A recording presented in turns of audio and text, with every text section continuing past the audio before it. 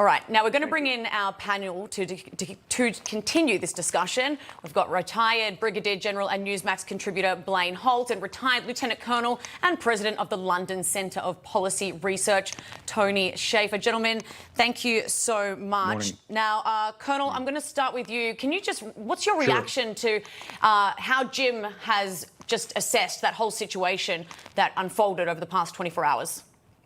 Well, Jim's got a completely clear picture, and notably, Blaine and I said here on this show yesterday this would be very short-lived. I don't know if we knew it would be this short-lived, but we very, I think, accurately forecast that Prigozhin just didn't have the forces and support behind him. So that becomes the question. What does Lukashenko get out of this as the president of Belarus? Because clearly he's doing this for a reason.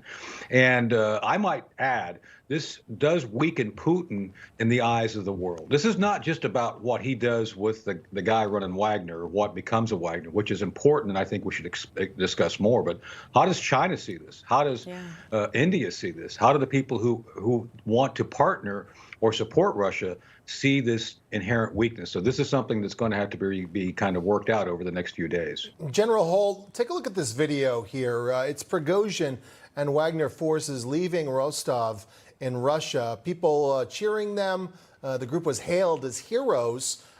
Do Russians, do you think, support this war, or are they only supporting the troops themselves? And are they able to distinguish between Russian troops, regular military troops, and the Wagner forces themselves, or do they care? Yeah, I think it's a mixed bag, Mike. You've got a lot of support for folks who will rise up against dominating totalitarian power structures. That's what I see happening. But more to what Tony said, and Tony's got it exactly right. In the rubble of all of this theater that we're watching, in the smoke and the fog and the speculative environment that we're in with what just happened, because it's crazy. Putin is weak. Something is wrong in the Kremlin. Prigozhin would not have gone after Moscow if he did not have help. Is there something happening in the inner circle where Prigozhin was motivated and thought that he would pick up and have everything he needed, all those skids that we talked about yesterday, greased, and then suddenly they went away? You know, we're just not going to know for a little while, but I highly doubt that Putin would have orchestrated anything that would have made himself look weak or frail or infirm on the world stage. So they had to react to something, and where this goes next, we'll probably learn in the next few days.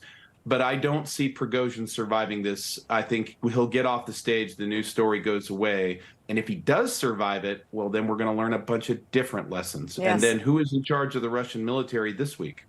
Yeah, absolutely. Yeah.